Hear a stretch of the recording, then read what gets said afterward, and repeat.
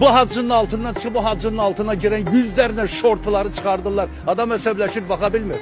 Mənim bu ikinci ərimdir, qanunsuz ərimdir, nicahım ərimdir. İstəsəm 8 nəfərə gedərəm, istəsəm 15 nəfərə gedərəm. Bu qancıqları üzr içərəm ifadəmi. Niyə çıxardınız seferə?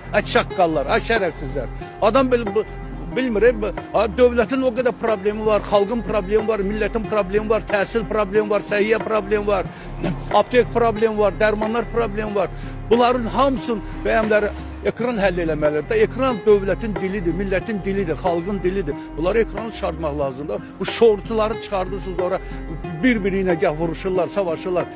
Biri meydan oxuyurlar, villaları ilə, meydan oxuyurlar maşınların bahalsı ilə, meydan oxuyurlar maşınların nömrəsinin bahalsı ilə. Bilirik də, bu şərəfsizlər görməmişlərin əlinə ki, pul düşdü, büdcəni dağıtdılar, milyonları var, bu qancıqlar üçün